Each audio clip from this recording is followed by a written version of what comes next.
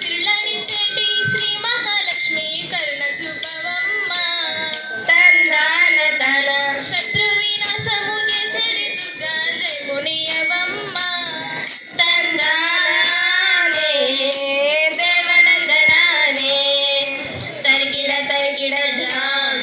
అక్క ఈరోజు ఏ కథ చెప్పబోతున్నావే? ఏదో చెప్పబోతుందిలేరా.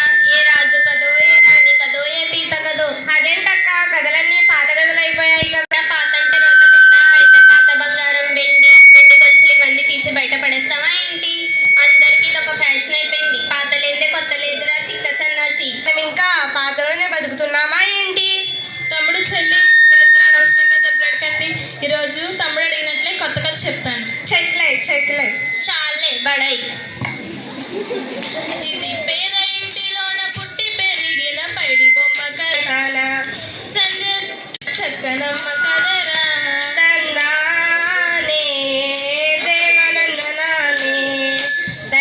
తరిగిడ ఝాం. కోనసీమ జిల్లాలో మండపేట అనే గ్రామంలో పార్వతి సత్యనారాయణ అనే దంపతులు ఉండేవారు. వారికి కలిగిన తొలి సంతానమే ఈ పైడి బొమ్మ. పైడి బొమ్మ పేరేంటక్క? ఆ పైడి బొమ్మ పేరు దేవి. ఆ అమ్మాయిని బడికి పంపిద్దామా వద్దా అనుకునే లోపు వారికి ఒక మగ పిల్లవాడు పుట్టాడు. నేనేమో అక్క. నువ్వు నోరు మూస్తావా? నోరు మూసుకునే కాలం తినక గొడవ పడటం ఆపుతారా? కథ వినండి. పూట గడవని తల్లిదండ్రులకు పాటులు ఎక్కువాయే. పంటలు పండగ పొట్ట నిండగా కష్టాలు ఎక్కువాయే.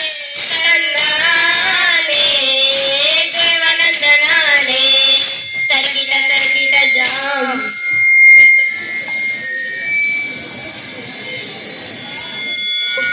తర్వాత ఆ ఊర్లో ఉన్నటువంటి డాక్టర్ పిఎస్సిఎం జెడ్పీహెచ్ఎస్ స్కూల్ అయినటువంటి గౌరవనీయులు శ్రీ ముంగర వెంకటరాజు గారు, ఆయనతో పాటు మరికొంతమంది కొత్తగా వచ్చిన టీచర్లు బదిలీపై వచ్చారు. ఏ మనుషులో ఏమో. టీచర్లు పాఠాలు చెప్తారు కానీ పిల్లల కష్టాలు తెలుసుకుంటారా? వాళ్ళకి టైం ఎక్కడుంటుందక్క? టీచర్లు ఒకేలా ఉండరు, అన్ని స్కూల్లో ఒకేలా ఉండవు. నువ్వు చెప్పక్క. కొత్తగా వచ్చిన ప్రధానోపాధ్యాయులు ఏం చేశారంటే కొత్త టీచర్లని పాత టీచర్లని కలుపుకొని కొన్ని బృందాలుగా విభజించుకొని కొంతమందిని మండల పరిషత్ వైపుకు, కొంతమందిని తర్వాణిపేట వైపుకు, కొంతమందిని గాంధీనగర్ వైపుకు, కొంతమందిని గుమ్మలేరు వైపు, ఇలా బృందాలుగా విభజించుకొని ఒక్కొక్క ఇంటికి తిరుగుతూ చివరిగా దేవి ఇంటికి కూడా చేరుకున్నారు. ఇంతకీ దేవి బడికి పోయి చదివేలా నేర్చుకుందక్క? అక్షరమాల నేర్చరా సై, తెలుగు చక్కగా చదివేరా సై, కాలెన్నో నేర్చరా సై, లెక్కలు చక్కగా చదివేరా సై, పరిసరాల విజ్ఞానము సై, పక్కగా చదివేరా సై, సాంఘిక విజ్ఞాన శాస్త్రము సై, చక్కగా చదివేరా సై. ఏది చదివినా ఏది రాసినా ఎదురు లేదు తనకు.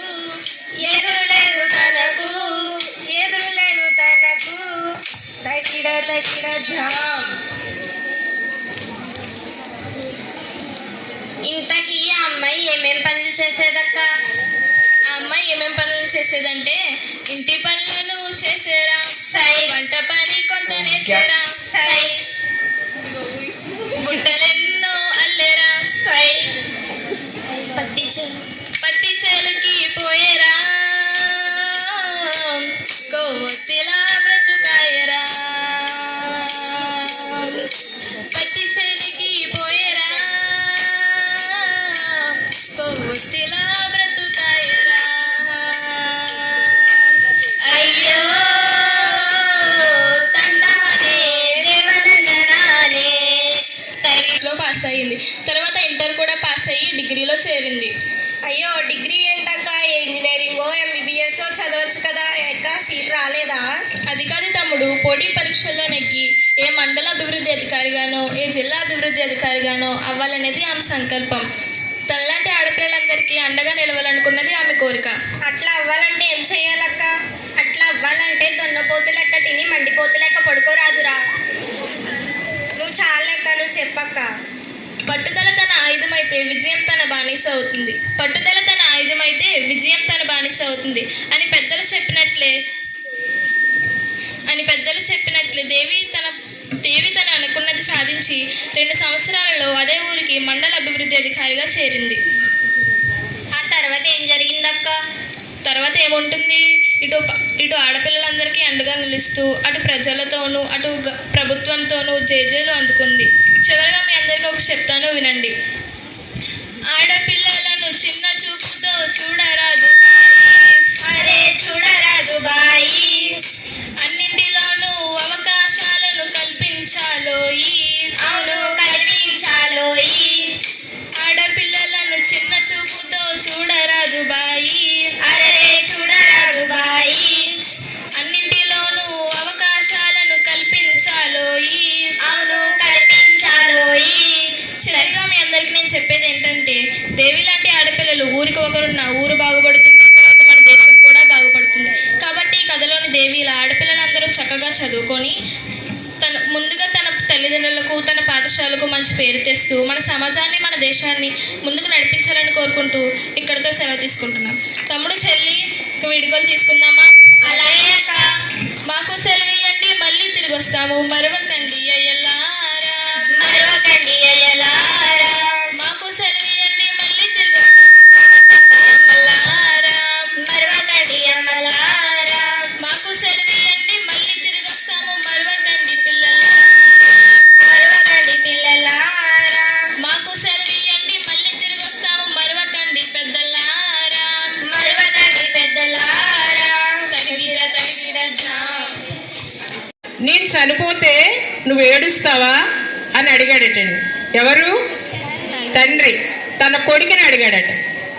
అంటే ఇంత చదివించాను నేను, వాడి కోసం ఇంత శ్రమ చేస్తున్నాను, నా రక్తాన్ని చెమటగా చిందిస్తున్నాను, నా ఆశలు నా ఆశయాలు నా కలలకు వారసుడు వీడు, కాబట్టి ఇంత చేస్తానని నేను తెగ ఏడ్చేస్తానని చెప్తాడేమో పిల్లాడు అనేటువంటిది తండ్రికి లోపల ఉన్నటువంటి ఒక ఆలోచన. కానీ ఆ పిల్లవాడు చెప్పాడట తండ్రితో, నాన్న నేను అస్సలు ఏడవను, ఎందుకు ఏడవాలి అని అడిగాడట. ఎందుకు ఏడవాలి అంటావేంట్రా, నీకు జన్మనిచ్చింది నేను, నీకు నడవడం రాకపోతే అడుగులు నేర్పించింది నేను, నువ్వు బడికి వెళ్ళనని మారం చేస్తే ఎత్తుకుని మరీ తీసుకెళ్ళి జేబులో చాక్లెట్లు పెట్టి కూర్చుని చదివించింది నేను, ఈరోజు ఒక ఉన్నత ఉద్యోగాన్ని నువ్వు చేస్తున్నావు అంటే కనుక దానికి కారణం కూడా నేనే కదా, మరి నా కోసం నువ్వు ఒక్క కన్నీటి బొట్టుని కార్చవరా నేను చనిపోయిన తర్వాత అన్నాడట. అప్పుడు కొడుకు ఈ విధంగా అన్నాడట, నాన్న నువ్వు చనిపోయిన తర్వాత నేను ఏడిస్తే నువ్వు ఎట్లా చూడగలవు, కాబట్టి బ్రతికుండగా అనుక్షణం ఆనందాన్ని కలిగించే కొడుకుగా నేను ఉంటాను నాన్న అన్నాడట. కాబట్టి తల్లిదండ్రులు చనిపోయిన తర్వాత ఊరందరికీ భోజనాలు పెట్టామా, పెద్ద పెద్ద గిఫ్ట్లు ఇచ్చామన్నది ముఖ్యం కాదు. మనకి బ్రతికుండగానే తల్లిదండ్రులు చిందించినటువంటి ప్రతి చెమట చుక్కకి మనం ఇవ్వాల్సింది ఏంటి అని అంటే వాళ్ళ కన్నీళ్ళకి బదులు ఆనంద బాష్పాలు రాల్చాలి. అలా చేయాల్సినటువంటి పని ఎవరు చేయాలి?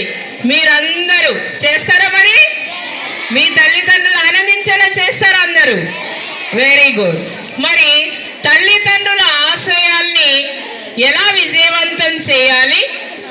మీరు బడికి ఎందుకు వస్తున్నారు, వచ్చిన తర్వాత ఇక్కడ ఏ విధమైనటువంటి కార్యక్రమాలు చేస్తున్నారు, దానివల్ల మీ తల్లిదండ్రులకి బాధ కలుగుతుందా, ఆనందం కలుగుతుందా ఇత్యాది విషయాలతో మీ ముందు ఒక నృత్య ప్రదర్శన ఇవ్వడానికి మా చిన్నారుల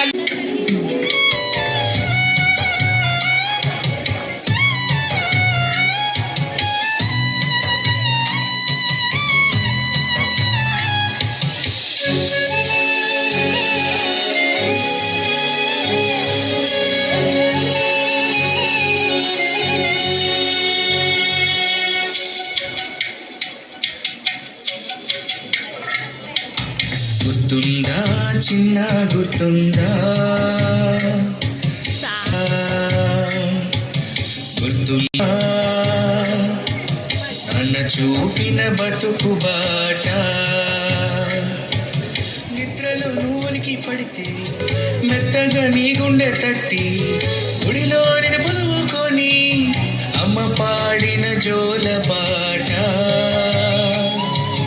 గుర్తుందా చిన్న తప్పటడుగులేసి నువ్వు పడిపోతే నిలువబెట్టి చేయి పట్టి నడిపించి నాన్న చూపిన బతుకు బాట.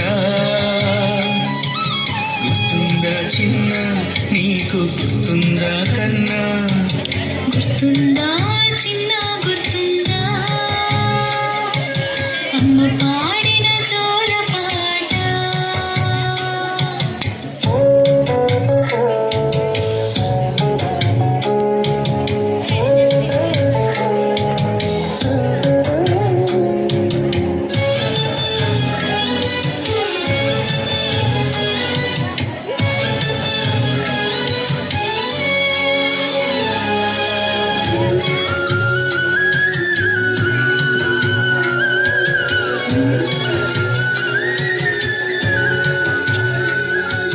హై స్కూలుకు నడిచి నడిచి అరికాళ్ళు నొప్పులని ఏడుస్తూ చూపించి అరుగుతున్న చెప్పుల్ని లేడీసు సైకిల్ అంటూ నువ్వు పట్టిన పంతం వేగదూడ మన ఇంటికి దూరమైన కాలం.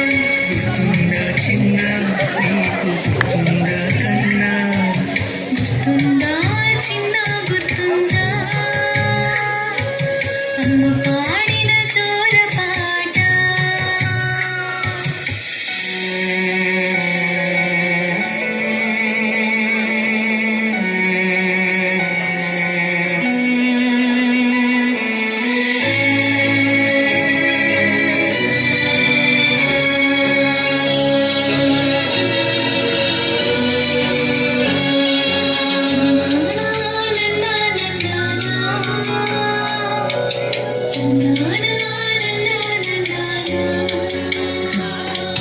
పై చదువుల కోసమని హాస్టల్లో నిన్ను చేర్చి నెలకు ఒక్కసారైనా వచ్చి నిన్ను చూడాలని ఆటో చార్జి మిగిలించి పండ్లు కొని నీ కోసం నడిచొచ్చిన నాన్న కాళ్ళు పుండ్లైన వైనం.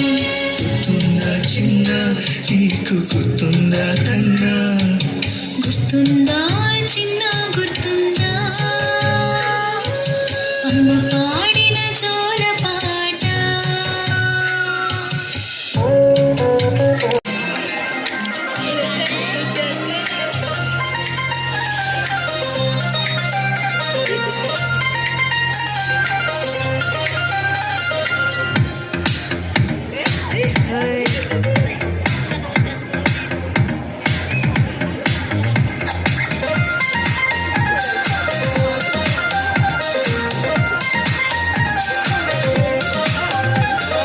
కాలం నీతో నడవదు, నిన్నడిగి ముందుకు సాగదు. సంకల్పం ఒకటే చాలదు, దానికి సమయమే కదరాయుధము.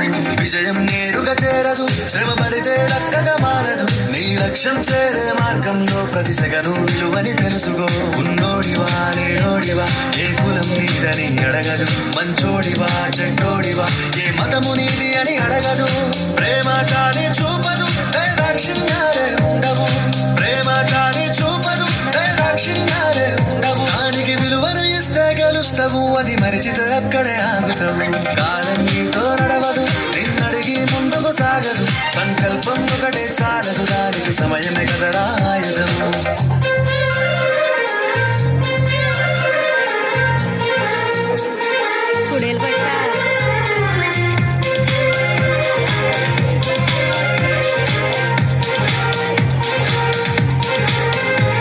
మనకున్న టైము సరిపోదు తమ్మి, సర జల్ది మేలుకోరో. సమయాన్ని చులకన చూసినవంటే ఓటమితో నిలిచినట్టే. మనకున్న టైము సరిపోదు తమ్మి, సర జల్ది మేలుకోరో. సమయాన్ని చులకన చూసినవంటే ఓటమితో నిలిచినట్టే. క్రమ పద్ధతి లేని జీవనం, కాలం విలువను మరిచిన. సమయ భావం గొప్పది, అది లేదని చెప్పితే కుదరది.